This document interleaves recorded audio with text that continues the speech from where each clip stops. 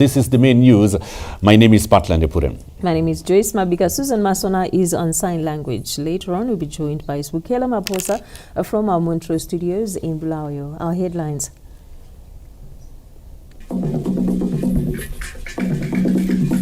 President Emmerson Mnangagwa is in Japan for the 9th Tokyo International Conference on African Development. In business news, African Development Bank sees growth potential for Zimbabwe's economy. When we look at sport, the football world paying tribute to former Warriors forward Tendai Ndoro. Right, let's start with tonight's top story. President Emmerson Mnangagwa is in Yokohama, Japan for the 9th Tokyo International Conference on African Development TCAD, with eyes set on tackling the national debt, climate change and expansion of renewable energy. Our political editor Bruce Chawanda is in Yokohama. The 9th Tokyo International Conference on African Development is set to kick off this Wednesday, attracting over 40 heads of state and government and representatives of various governments from Africa, where issues to deliberate on infrastructure, climate change are set to take center stage. Minister of Finance, Economic and Investment Promotion, Professor Mthuli indicated that an array of programs have been lined up to ensure Zimbabwe pitches its best investment opportunity. We're here to engage on various development issues that have impacted the African continent with our Japanese counterparts, and the representation is really at the highest level as well, at the African continent level. The chairman of the AU Commission is also present, the representation from the UN Secretary General's office, the World Bank, among others. So really this is a big story. It really dovetails with what we are trying to do in Zimbabwe, which is to develop our NDS 2, our National Development Strategy 2, which focuses on various development areas, and all those areas are being talked about here. One such area, for example, is to deal with the issue of debt. Debt sustainability in Africa, something that is an albatross to Africa's economic growth and development. How should we go about dealing with that? How can the world support us in doing that? The other area is dealing with climate change, which is upon us. Our region is particularly affected in Southern Africa. How should we go about collaborating with each other to tackle the issue of climate change, changing our food production systems, agricultural systems, which we're already doing with Fumvudza into us. We're sharing those experiences with others. Minister of Energy and Power Development, Honorable July Moyo, indicated that a number of companies are willing to partner Zimbabwe in terms of energy expansion and development, especially in the renewable sector. We were given a number of companies that we were interacting with, and this afternoon we were also pitching our investment program to a number of companies who we think might be attracted to come and invest in Zimbabwe. But the biggest company we visited today was Hitachi, where we were shown their factories where they produce transformers, generators and transmission equipment. President Emmerson Mnangagwa, who arrived in Yokohama, is set to participate at the conference, which is set to unlock vast opportunities for Zimbabwe. TCAD is co-organized by Japanese government, African Union Commission and United Nations, which has been a cornerstone for the government of Japan since 1993. Bruce Chawanda, CBC News, Yokohama. Vice President Kembo Mohadi says the government is grateful to the people of Moxico province in Angola for accommodating Zipra freedom fighters during the liberation struggle. He said this when he visited and laid wreaths at Boma Shrine, where more than 300 Zipra cadres' remains were interred after the 1979 bombing. Beneath the sky in this distant land, where mountains continue to stand with pride, where rivers continue to sing and birds continue to sing, lie dreams of many who gave it all for the liberation of their country, many who were not driven by envy but the love of their motherland. We are talking about 300 Zipra guerrillas who gave it all for their country. The sight of a 10 by 5 meter mass grave and other unmarked scattered around the Boma village forest evokes deep pain of the ultimate sacrifice made by the liberation struggle cadres. Vice President Kembo Mohadi, who was at the Boma shrine this Tuesday, said government will construct a shrine and a befitting monument. So sad to be here. In fact, it reminds me of those moments when we were out here in the bush, when we were being hunted like animals and being killed in the manner we were being killed. These souls that lie here never committed any crime, but because they wanted their country, they wanted to liberate their country, then they had to pay this supreme sacrifice. It is so touching and it's so painful to relive this kind of situation. But I'm happy that we are here. The officials are here. They have seen this place, which if we had not come here, it could have been forgotten completely. From the way you see the state of the mass grave, it hasn't been attended to for years. I'm thinking 47 years. But we have come on the realization that every Zimbabwean, regardless of where he lies or she lies, must be recognized by the state, by Zimbabwe. We are going to erect a shrine here. Vice President also paid homage to the people of Moshiko for accommodating the guerrillas during the liberation struggle. They gave us this base here, this training camp, train our people so that they could execute the struggle. And again, we can't thank them enough, because in this kind of bombardment which took place here, the civilians of Angola became collateral damage. To the Boma community, the 26th of February 1979 will forever be engraved in their hearts. We can't know how many they died, but there are a lot. All the soldiers they died that day, they put them by the roadside. They bombarded all the side where they stayed. And there was surprise, no one to move from that side. It's difficult to them to forget it, because up to now they still remembering, because the son also they died, the community people also they died the same day. We can't forget it. The governor of Moshiko province, Dr. Ernesto Mwangala, promised to support Zimbabwe's endeavor to immortalize the contributions by the fallen heroes. Nós vamos continuar de braços dados. The Angolan government is promising here that we will do everything so that the road that comes from Luena to here would have access, because this will be our contribution. The Second Republic is on a drive to immortalize the contributions of gallant sons and daughters of the soil whose remains are interred in distant lands. And one of those shrines is Boma here in Moshiko province in Angola, where 300 Zipra guerrillas perished on the 26th of February 1979. Meanwhile, Vice President Mohadi handed food hampers to traditional leaders in the Boma village before laying wreaths at the Luena Monument of Peace. Providence Maranelli, ZBC News, Boma. Now, students at Kushinga Pikelela Polytechnic in Marondera are excited about the construction of a new hostel which is expected to ease accommodation challenges at the institution. The project, which is nearing completion, speaks to the Second Republic's drive to modernize infrastructure and improve educational output countrywide. The girls' hostel at Kushinga Pikelela Polytechnic in Marondera is one of the flagship projects under the Second Republic in Mashonaland East. It will have capacity to accommodate 172 students, a development that has been welcomed by the students who have been facing severe shortage of accommodation.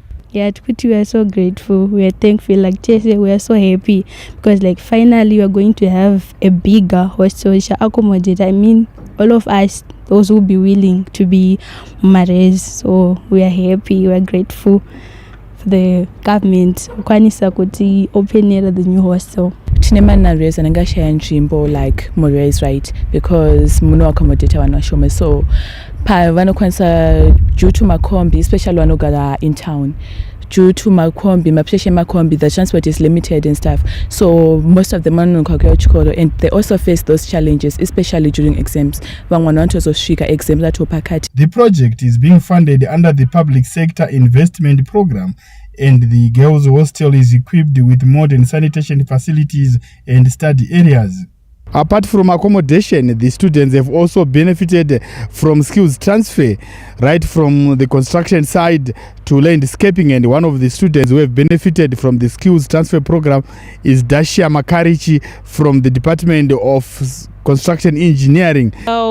Leadership mostly ndo yakatibatsira ndakukwanisa kucoordinata vamwe vangu uyezve kubata inini personally kubata travel kuita paving kuita landscaping ndakukwanisa kuita zvese and tiri kubenefitawo kuti building inovakwa sei titori nemamodules atinodzidziswawo kuenvironmental health ebuilding vakaona kuti vaedhewe module because panovakwa matoilets anoshandiswa even nevanhu saka takuziva bonding matypes of bonding anoshandiswa uyezve how you lay mapavers. Kushinga Pigelela principal Mr. Roy Mavunga is grateful to the Second Republic which changed the script after construction works which started in 2003 had stalled.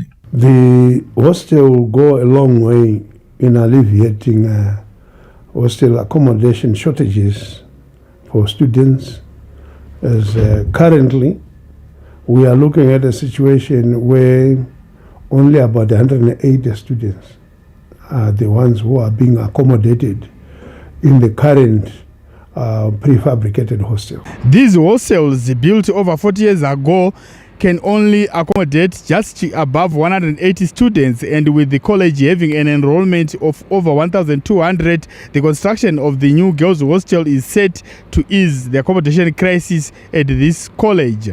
Gerald Sasa, ZBC News, Marondera. Days of walking long distances to access healthcare facilities are over for villagers in Zhishavane after the completion of Nkata's Rural Hospital.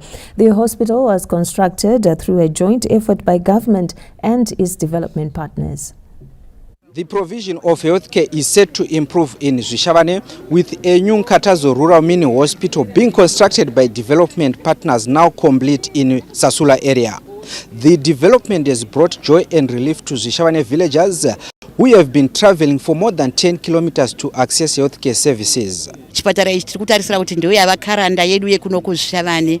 Medication ndeye mhando yepamusoro. Taifamba kuma 10 km tichienda kunearest chipatara asi zvino nokuda kuti chavakwa chaapedyo nevazhinji chasevha mawadzi kubva kumusoro kwaDharo kusvikira kumusoro kuzongoma mapanzuro uko. Amai kana BP ikakwira vanogona kusvika mwana achira mudumbu nekuda kweBP nokuti unofamba nano yakakura kuti uende kuchipatara. Charmed by the Second Republic's mantra of nyika inovakwa nevene vayo ilizwe lakiwa ngavanikazi valo, development partners are confident the project will change livelihoods in the area. As someone who was born here and studied my schooling here, I thought it was a good idea for me to come up with this clinic, which has been turned into a hospital, and I'm pleased that we had a lot of support from the local community. Midlands Minister of State for Provincial Affairs and Devolution, Honorable Owen Ngube, said the new health facility will become a cornerstone of rural transformation. The facility resonates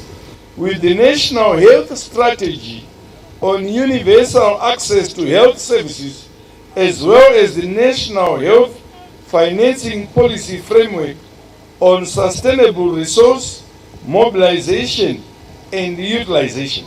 Through public-private partnerships, devolution and decentralization agenda, Zimbabwe has in the past few years witnessed massive construction of clinics in every part of the country. Karejushe, ZBC News, Zhishavane. The First Lady, Dr. Auxilia Mnangagwa, has visited former Bulawayo Metropolitan Minister of State for Provincial Affairs and Devolution, Comrade Angeline Masuku, who has been unwell. Well, we will look at giving you that story during the course of this bulletin. Now, the Norton Eye Unit has become a national hub for eye treatment, attracting patients from across the country and restoring eyesight one patient at a time. Patient Nyagato was there. Situated at the corner of Norton Hospital, the Norton Eye Unit, in partnership with Council of the Blind, has become a household name for eye care, offering hope to patients with eye problems. Hundreds from across the country walk through its doors every day, drawn by the clinic's reputation for quality service and life-changing results. Patients like Pasmo Tsuro, Gogo Shinamora and Elizabeth Sivanai bear testimony to the clinic's growing reputation as a place where eyesight is restored and lives are transformed. Ndakatanga dambudziko rangu ramaziso ndichitoona hutsi ndopandakazonzi neumwe aiwa wadi kuenda kuNorton. KuNorton ndo kunogadzirwa maziso. Saka gore rapera iro ndobva ndauya kuNorton. Ndikagadzirwa ziso ndione ziso rakuona zvakanaka. Kuno murume watakavona akauya asingatomboonekana akapururudza akabva otovona. Saka ndatenda kuti ndibve kwaChirumanzu ndiuye kuzoshanyira voNorton. Ndoziva kuti Norton ichandibetsera. Ndinobva kuHeadlands. Dambudziko rangu ndire maziso angu haachanyatsi kuona. Asi ndichingotaura nomwe wakanditi imboenda kuNorton. Uchida kuti maziso angu angaite zvakanaka. Ndinogara kuGweru kumuKobha 10. Chikonzero chaita kuti ndiuye kuno. Next door yangu yaive nemaziso. Aizvimba achiita sekuti ane mapundu mukati. Saka akauya panapa akaoparetwa. The clinic has become a popular eyesight solution center based on the services it provides. On average, we can get to see up to between 120 to 150 patients. Basically, here we do consultations on eye services, on eye health. We also do surgeries on specific days, which is Tuesday and Thursday every other week. So we do cataract operations, we do some glaucoma surgeries, we do regular eye checks. With its consistent, affordable and life-changing services, the Norton Eye Clinic is a beacon of hope for patients from across the country, feeding to government's drive to transform the national healthcare system. Patience Nyagato, CBC News, Norton. We'll now give you the details to the story where the First Lady, Dr. Auxilia Mnangagwa, visited former Bulawayo Metropolitan Minister of State for Provincial Affairs and Devolution, Comrade Angeline Masuku, who has been unwell. The First Lady, Dr. Auxilia Mnangagwa, paid a visit to veteran nationalist and former Minister of State for Provincial Affairs and Devolution, Bulawayo Metropolitan Province, Comrade Angeline Masuku, who has been unwell for some time, at her home in Warringham at the outskirts of Bulawayo. Dr. Mnangagwa, who fondly refers to Comrade Masuku as her mother, was greeted with warmth and appreciation at the Masuku residence. Her visit was a gesture of kindness and concern for Comrade Masuku's well-being. The two engaged in a warm conversation discussing several issues, including Comrade Masuku's health. Dr. Mnangagwa then took time to offer words of encouragement to Comrade Masuku and her family, wishing her a speedy recovery. Amai Mnangagwa also expressed their appreciation to Comrade Masuku for being a pillar of strength to her family. Comrade Masuku shed tears of joy at the sight of the First Lady, whom she referred to as her daughter. The two had a heart-to-heart interaction. Mama, I'm happy that I've seen you. My daughter. Thank you, Mama. Thank you that you listened. And I'm very proud of you. Very proud of you. Proud of you. Proud of your work and proud of your family. Praise God. Dr. Mnangagwa, who is deeply rooted in African traditional values, presented a blanket, an assortment of groceries and cash to Comrade Masuku. She also urged youngsters to always remember their roots. You know, that's what we are telling our children of today, that you should not forget your parents. And you should be with them. And we are learning. That's why we are here today. And it makes also our person, you know, we are made out of what somebody does. Comrade Masuku took time to reminisce about the old days before highlighting that her 90th birthday comes in 2 months' time. She also applauded the First Lady for her exceptional work as the Angel of Hope patron, adding that she has always admired her work since the inception of the foundation. My daughter, when I was still Minister Governor in Kwanda, in that office, when we were talking about this organization that you really carried throughout the country. Yes, Angel of Hope, yes. From taking human beings as human beings, people as human beings, regardless of who you are, where you come from, what you are. You know, when I look at you on TV, I say, yes, there she is. Thank you very much, ma'am. There she is. Thank you. Yeah. During a visit to Comrade Masuku's home, the First Lady was accompanied by the Minister of State for Provincial Affairs and Devolution, Bulawayo Metropolitan Province, Comrade Judith Ngube. Colette Msanyera, ZBC News. Now there's more good news on the Bulawayo Road Rehabilitation Project, with another 11 kilometers having been tarred and set to be opened to traffic in the next 2 weeks. The Second Republic's brick upon brick mantra continues to bear fruit as works continue kilometer by kilometer along the Bulawayo Road.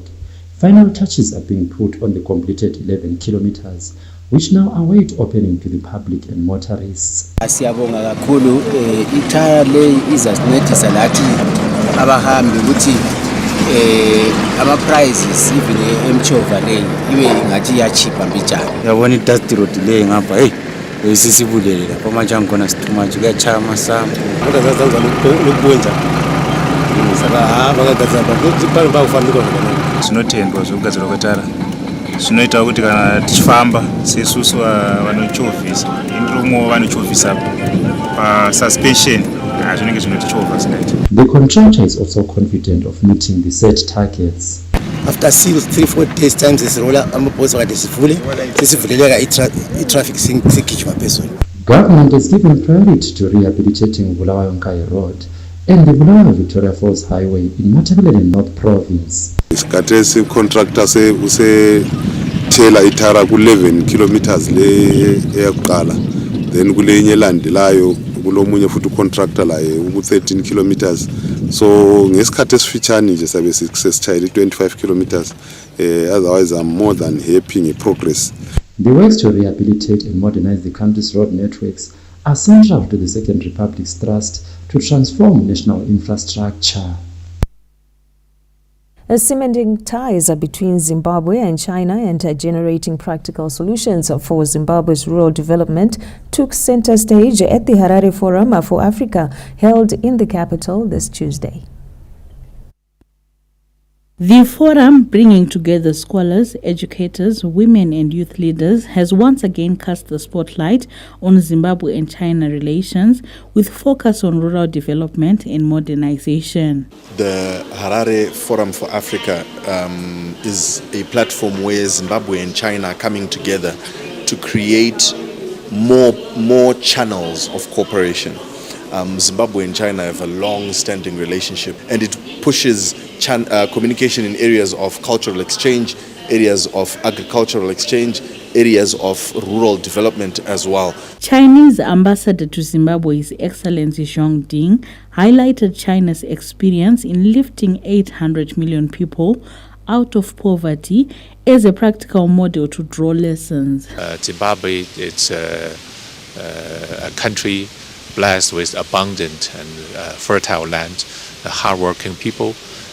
Zimbabwe agriculture has huge and immense potential for further development. In the past 40 years, China has uplift 800 million people out of poverty.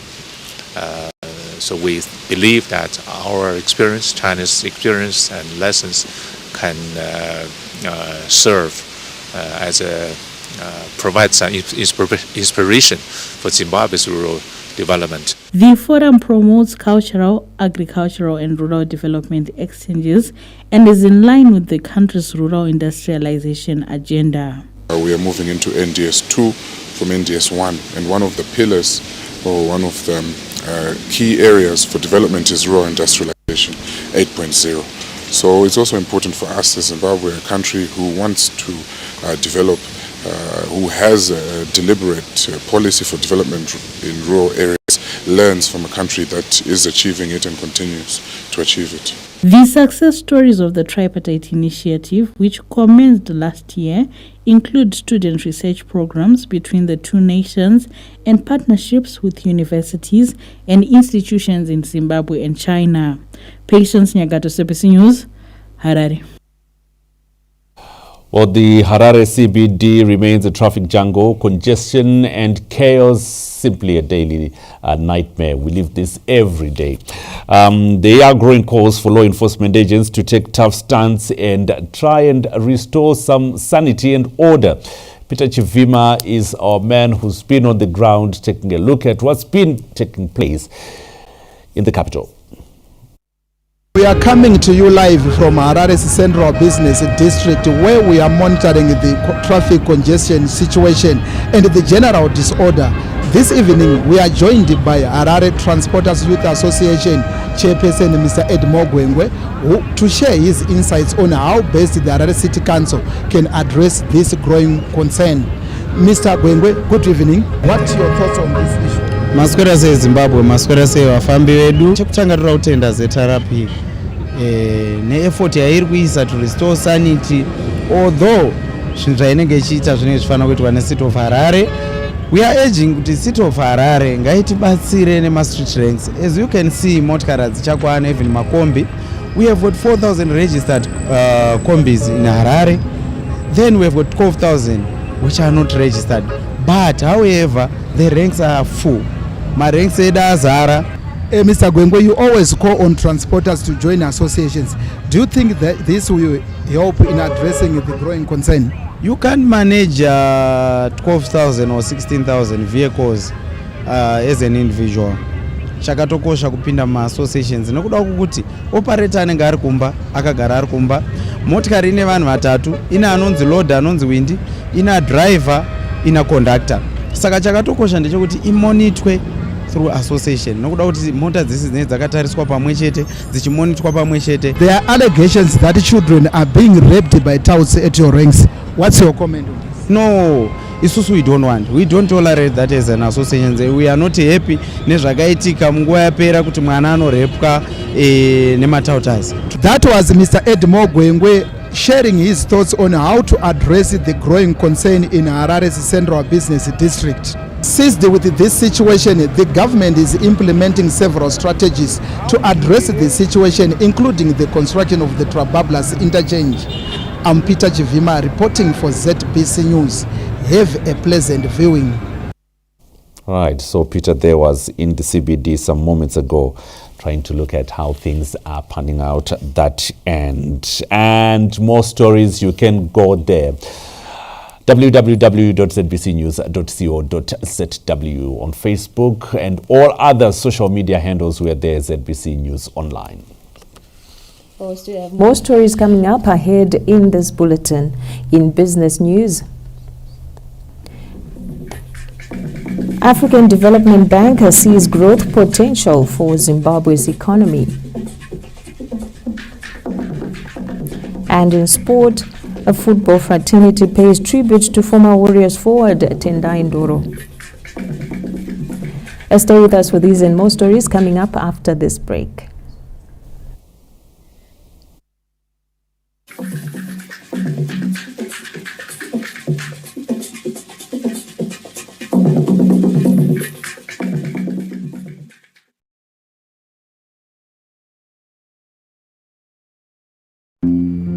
The Commissioner General of Police, Stephen Mutamba, Deputy Commissioner Generals, Commissioners, Senior Officers, Junior Officers and members of the Zimbabwe Republic Police and their families join His Excellency, the President of the Republic of Zimbabwe, Head of State and Government and Commander-in-Chief of the Zimbabwe Defense Forces, Comrade Dr. Emmerson Mnangagwa, in mourning the passing on of the Zimbabwe ex-political prisoners, detainees and restrictees chairperson, Comrade Victor Panganai Kuretu. on the 7th of August 2025. The nation has lost an astute nationalist and community leader who worked tirelessly for the liberation and development of the nation.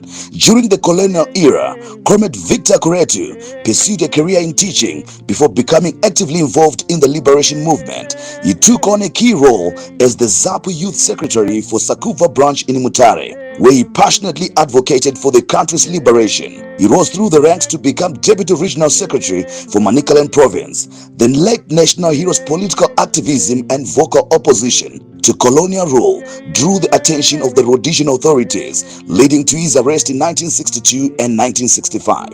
In 1966, he was arrested and sent to Gonakudzingo restriction camp and was released at the end of 1970.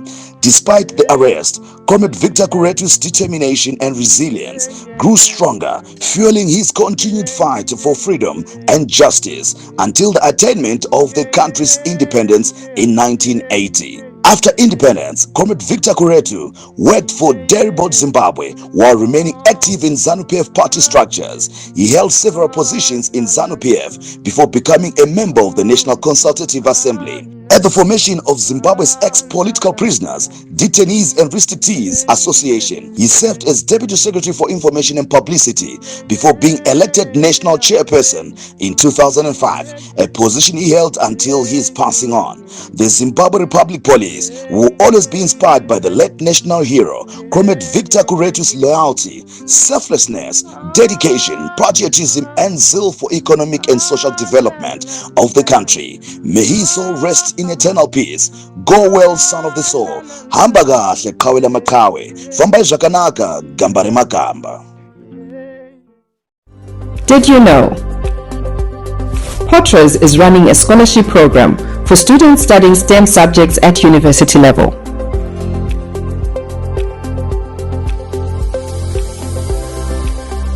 This message is brought to you by Porters.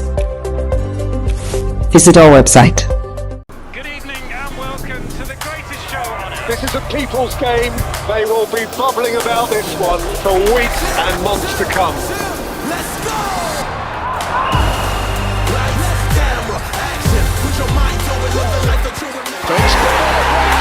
Wherever you are, whatever your reason, it's on SuperSport all season long.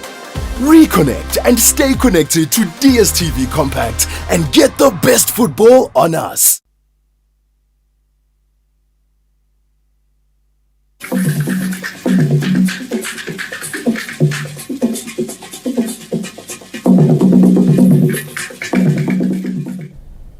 Thank you for staying with us.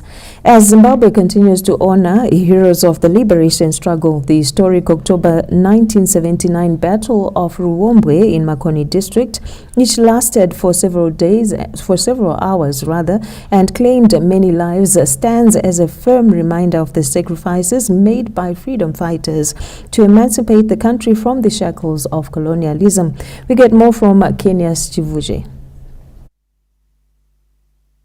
It was the 11th of October 1979 and the country was approaching independence. An estimated 800 freedom fighters comprising 600 men and 200 women were ambushed by heavily armed Rhodesian forces at Ruombwe in Makoni district of Manicaland province.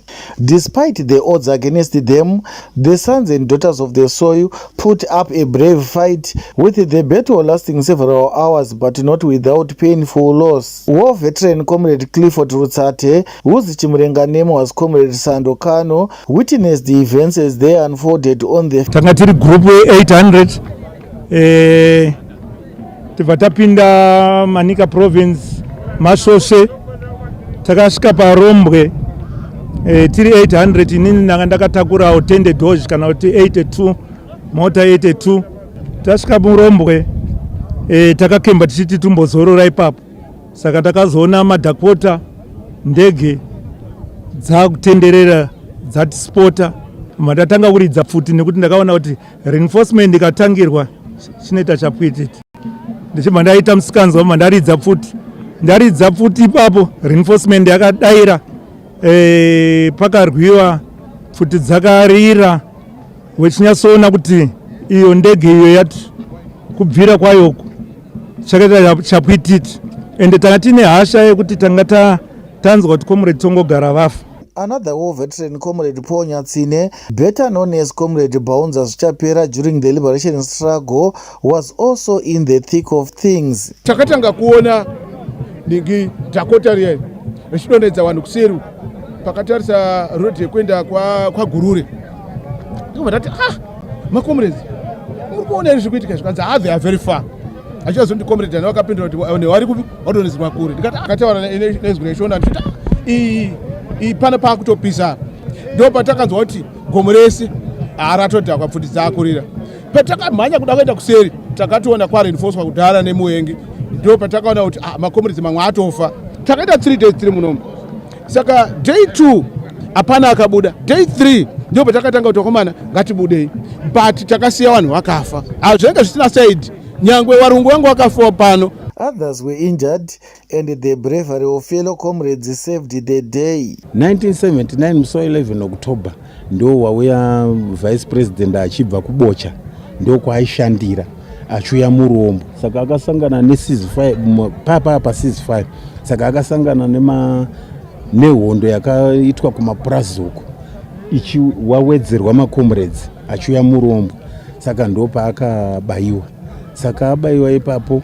ndo futi pakabayiwa macomrades anoti consider nanhamo nevamwe tu vasingazikanwi. The story of Zimbabwe's liberation struggle cannot be told without mentioning the Battle of Ruombwe, which stands as a painful reminder of the price paid to achieve political freedom.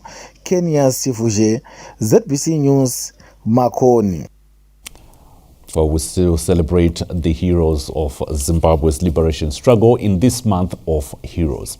Let's now cross over to our Montreal studios now, where Zwukele Maposa is on standby with more bits of the bulletins. Zwukele, great to see you as always.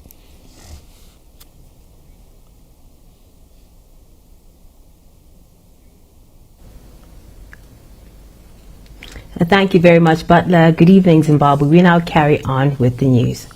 A new media and information literacy policy is being developed with the aim to cultivate a more discerning public and responsible media landscape. Let's get the details from Yolanda Moyo.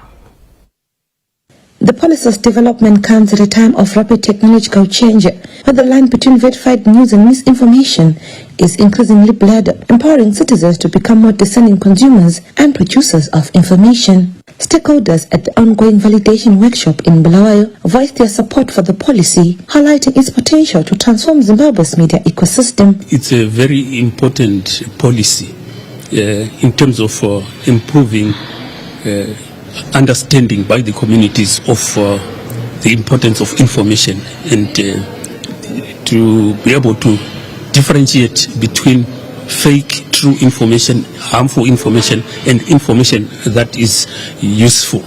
It is also a welcome development for us as media practitioners that the Zimbabwe Media Commission has also seen it fit to engage us as players. One of the drivers of disinformation or fake news right now is AI. You have deep fakes, you have videos that are generated by these applications or AI agents. So that in itself should be plugged. It's important that our communities, more especially the rural communities, they are informed about their rights and also their responsibilities when it comes to sharing information. The Zimbabwe Media Commission emphasized the policy's potential, enhance media accountability and professionalism. Some of these of the objectives are that we want to make sure that we promote sustainability and viability of the media.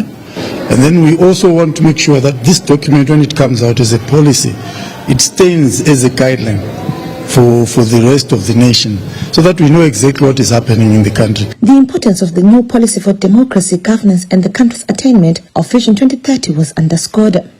You know, in NDS1, the ministry or the information community was asked to create a vibrant, knowledgeable community or society which will be capable of interpreting issues towards upper middle income economy.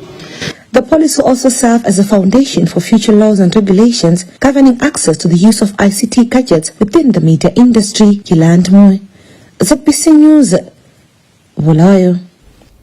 Government is positioning Zimbabwe as an investment hub with immense potential driven by water harvesting through dam construction, climate resilient infrastructure and nationwide water supply programs.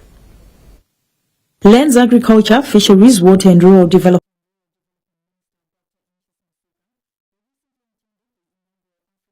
Investment Summit in Cape Town, South Africa, as confident Zimbabwe has the potential to attract investment based on its vast water bodies. Minister Masuka noted Zimbabwe as a prime destination for water-related investments, highlighting a favorable regulatory environment supported by the Zimbabwe Investment and Development Agency's One-Stop Investment Center and the technical expertise of the Zimbabwe National Water Authority ZINWA projects. The Second Republic has since invested in dam infrastructure with 12 dams under construction across the country.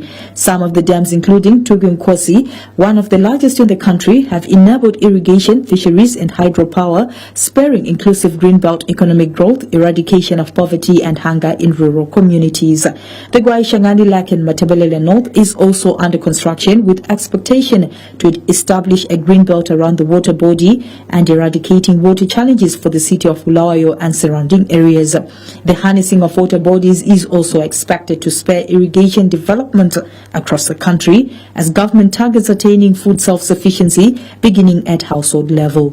Memory Chamisa, ZBC News, Harare. Shamba Gold Mine is targeting to produce at least 25,000 ounces of gold by next year, anchoring on expansion of the Open Hill Mine project. Let's get more from Theophilus Chuma. Shamba Gold Mine is targeting production yield of at least 800 kilograms of the yellow metal for the 2026 financial year, which runs from April 2025 to March 2026, with special attention on the open pit mine project. General Manager Engineer Gift Mapakame is confident the Shamba Open Hill project will significantly reboot production, improving the miners' contribution to the national gold output. Project in terms of development is ongoing.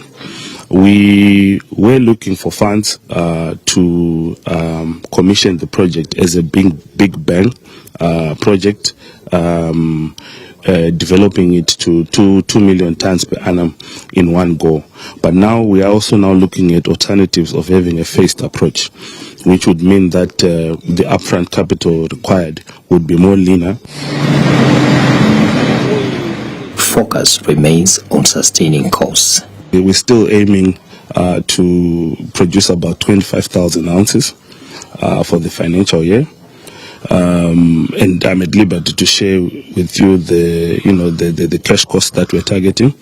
We want to produce these ounces at a cash cost, C1 cash cost of no more than $1,450 per ounce, and an all-in cost of $1,850 per ounce. It has also emerged Shamba Gold Mine has set aside $7 million for the targeted year, with close to $2 million budgeted for exploration activities. Theophilus Chuma, ZBC News. Promoting traditional grain varieties for health benefits and mitigating climate change took center stage at Rushinga Seed and Food Fair.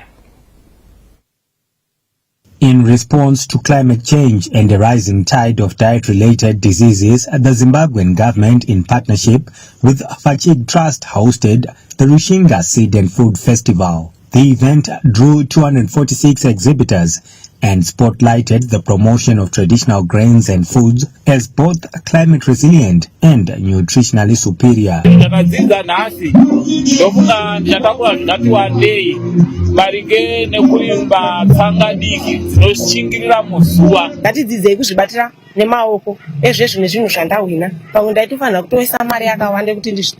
Rushinga District Agri-Tax Extension Officer Tsitsima Kombe explained the significance of elevating the festival from ward to district level. Tirikuona kuti muri yemuZimbabwe vazhinji vakuda kudya zvechirungu, zvima refined foods, asina zvaanotipa zvinovaka muviri, asi kuti zvakutonyanya kukonzeresa zvirwere. Saka tati isusu ngatimboyene zvechinyakare. In co-hosting the event, Fachig Trust Project Officer Mfaro Mpetesi said the festival underscores a commitment to sustainable agriculture and food sovereignty. What we mainly focus on is promotion of sustainable agricultural practices and promotion of indigenous seeds and food that is produced through these sustainable practices. At policy level, government is encouraging ecological tailoring, promoting crops suited to local climatic and soil conditions, especially in semi-arid regions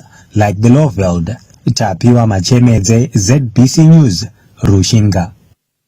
Well, that'll be all from the Montrose News Desk. I am Sibugele Maposa. The news will now take a break, returning with more news from our Pocket Hill studio where Joyce and Butler will take us to the rest of the bulletin. Don't go away.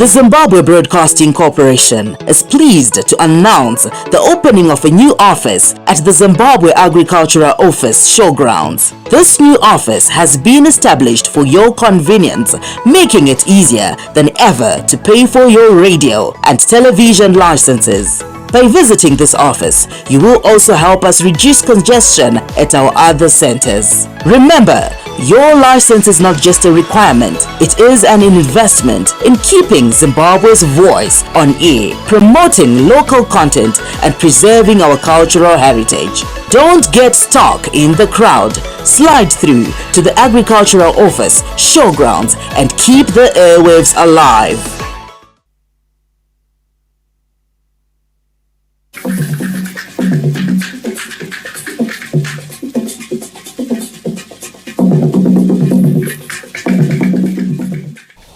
Let's take a look now at your business news. The African Development Bank believes Zimbabwe is on course to achieving a 6% growth rate this year, driven by economic stability and recovery in productive sectors. A positive economic outlook is being projected by the multilateral financier, driven by a massive recovery in the agriculture industry, mining projects, manufacturing units, and construction activities, among others. In an interview with ZBC News in Harare this Tuesday, the AFDB principal country economist, Mr. Kelvin Banda, noted that sound fiscal and monetary policy systems will anchor Zimbabwe's growth rate by the end of the year. This year we are expecting, we're estimating, forecasting a growth of 6%, which is an improvement from where we came from in last year. Last year's growth was 2.0%. Really, the growth in 2024 was affected by the drought that hit the country. This year, the agriculture sector has recovered with a bumper harvest. And also the other sectors like mining and the services have also performed well. And this will attribute to the growth that we are forecasting for 2025. In its initial forecast for sub-Saharan economies, the AFDB noted that Zimbabwe's economy is tipped to outpace regional peers, riding on overall macroeconomic stability. Zimbabwe has actually been performing well in terms of the economic growth. It's been one of those fast-growing economies within the Southern Africa region in the past 3 years, except for last year, with the substantially higher GDP growth, and the recovery of the economy should be sustained. The multilateral financier noted that despite inflationary pressures, local and global headwinds, a tighter monetary policy system, including prudent fiscal discipline, have left Zimbabwe on course to overcoming challenges. The recently released 2025 mid-term fiscal and monetary policy statements are all pointing to a 6% growth rate, with policy consistency emerging as the top focus by Treasury and the Central Bank. Stanley James, ZBC News, Harare. Now shifting our attention to the arts, the 22nd International Images Film Festival opens this week, celebrating women's resilience in patriarchal societies. It will also showcase 15 global films, including 3 groundbreaking Zimbabwean productions across various venues in Harare. We now get more from the project's coordinator, Mourning, who speaks on activities lined up for the festival. This year, International Images Film Festival brings you its 22nd edition with the theme Women Make the World a Better Place. This theme draws attention to how women resolute in their pursuit of making the world a better place for themselves and the communities that they live in. They do so by taking their rightful place, demanding justice and taking part in the economic activities, and also taking leadership in a repressive patriarchal society. We have 15 different films from all around the world, and on our lineup we have 3 Zimbabwean films, which is Mrs. Willow, Nyanga and Tota. We are going to be screening all of these films at different venues. We have Alliance Francaise, Naka Gallery, National Gallery of Zimbabwe and DZ Community Hall. You can find these screenings from 23rd of August to the 25th of August, having our opening ceremony on the 22nd and our closing ceremony on the 26th. Well, we're all looking forward to be entertained by those films. Lawrence Trusida is on standby with your sport, coming shortly.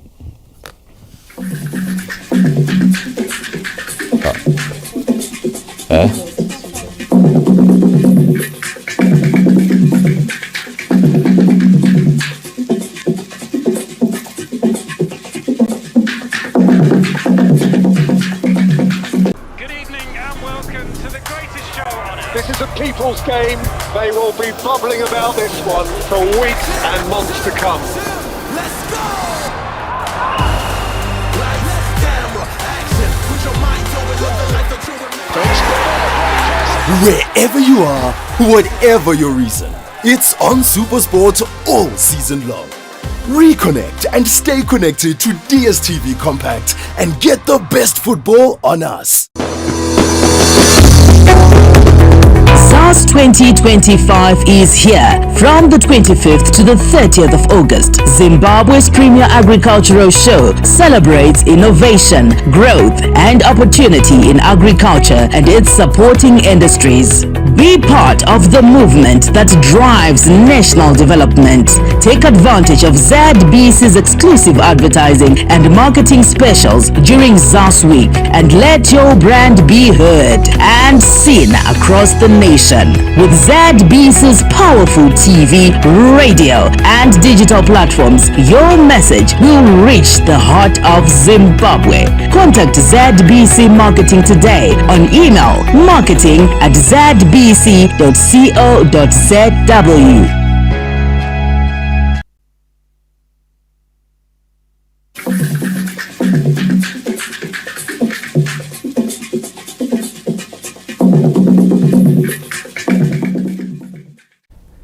Good evening and thank you so much for joining us on Sports News this evening. My name is Lawrence Trusida. We start off with the gentleman's game where Zimbabwe cricketer chairperson Tavengwa Mkuhlane says the association is focusing on getting more game time for the national team against the best cricketer playing nations with the future in mind.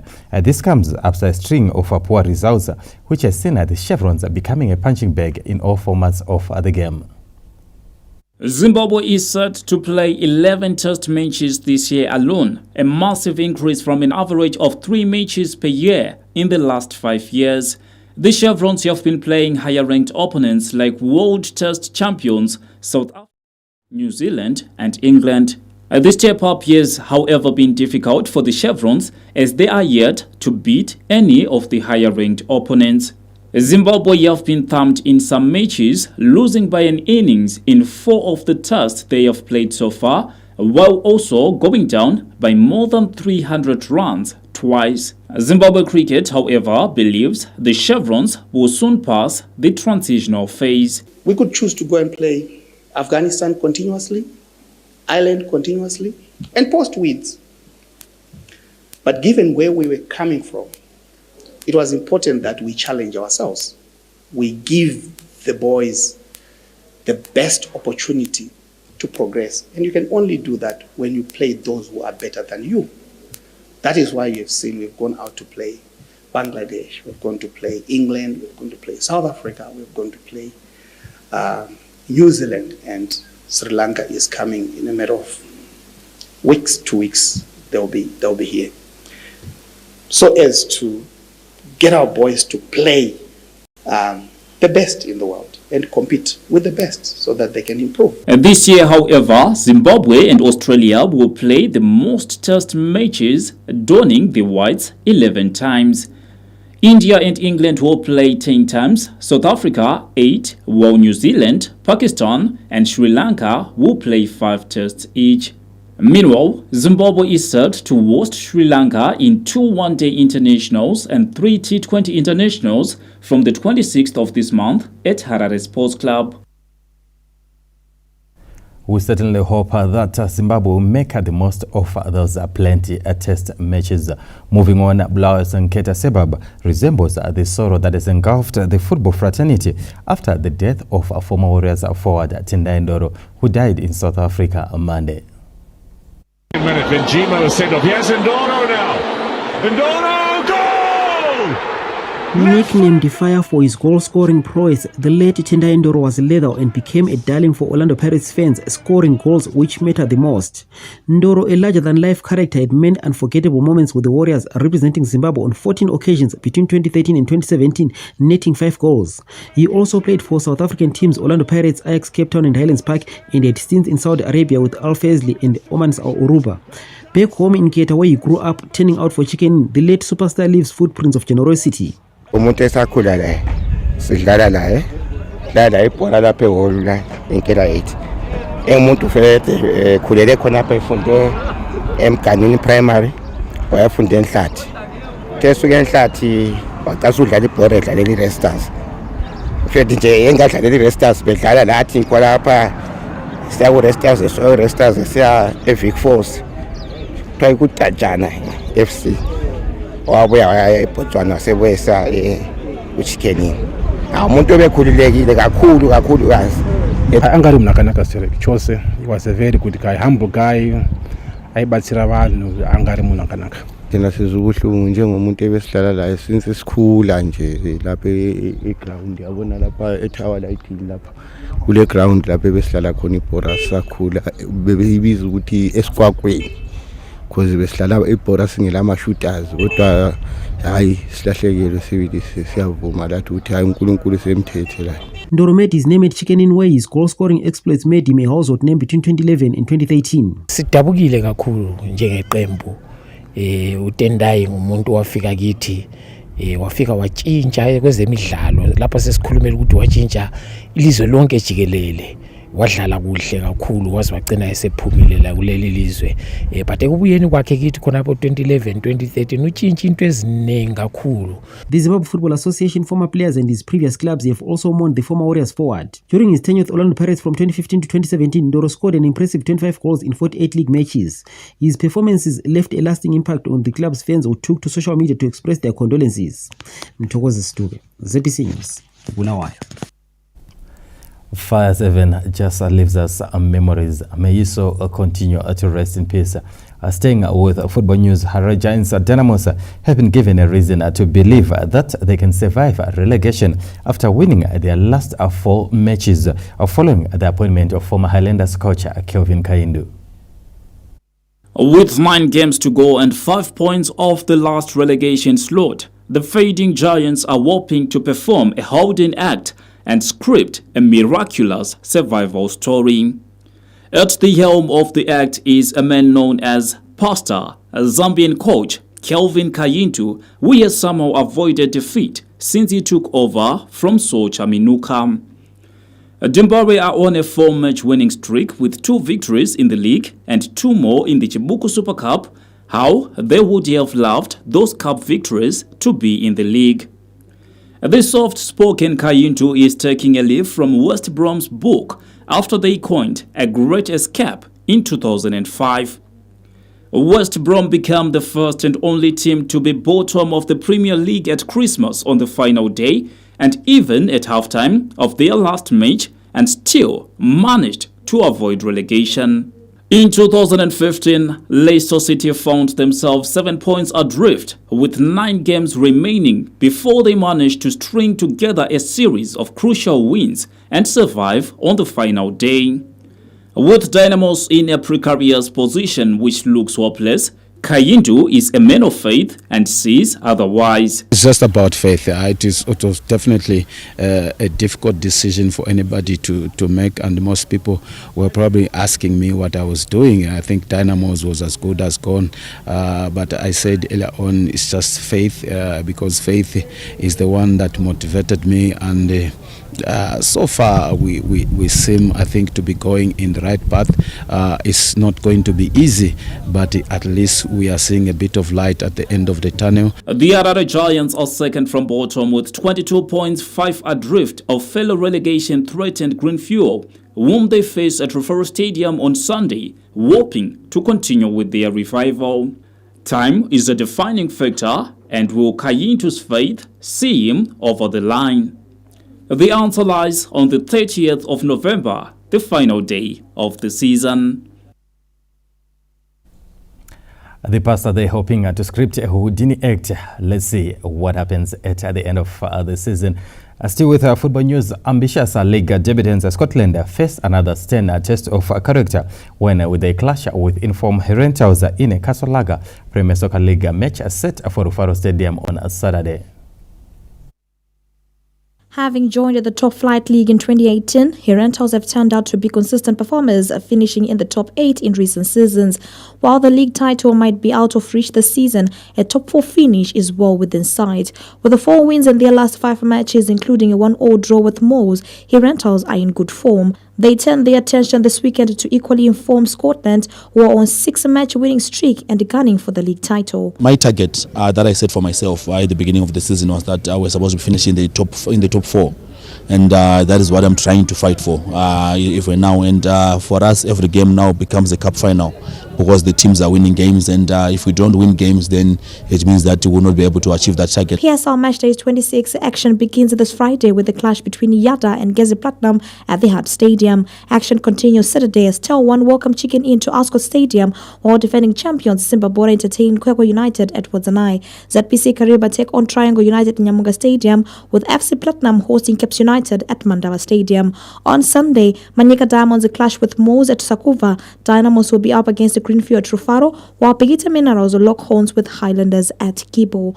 Anna Shemrombedzi, ZBC News, Harare. And on that note, it's a good night. It's now time for the weather.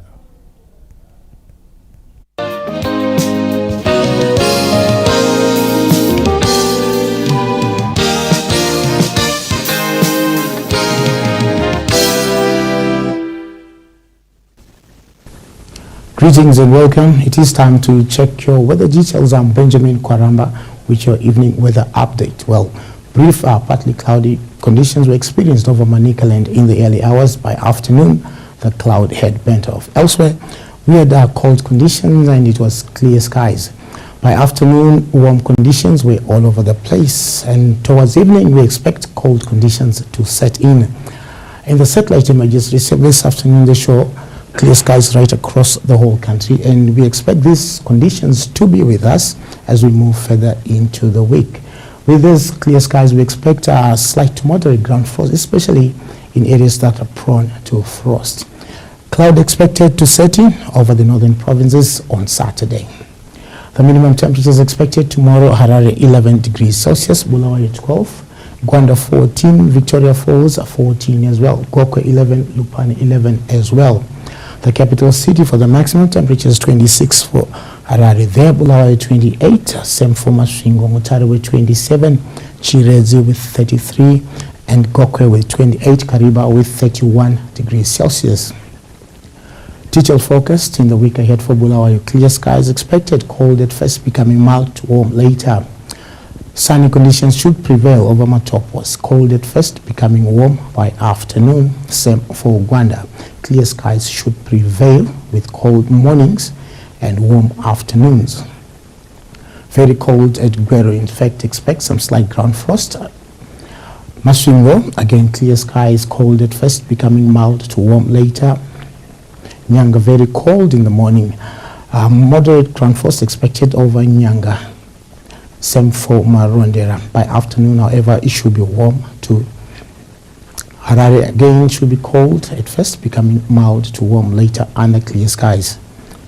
Kwekwe, sunny conditions should prevail. Cold at first, becoming warm by afternoon. Same for Kadoma. Sunny conditions should prevail. Chinoi again, cold at first, becoming warm by afternoon. Victoria Falls, again, clear skies should prevail. Lupane, cold at first, becoming mild to warm by afternoon under clear skies. Bindura, clear skies should prevail. Kariba, again, clear skies should prevail. Cold at first, becoming mild to warm later. Well, Zimbabwe, that does it in tonight's edition of the weather report and forecast. Let's make a date again tomorrow at the same time. Good evening, Zimbabwe.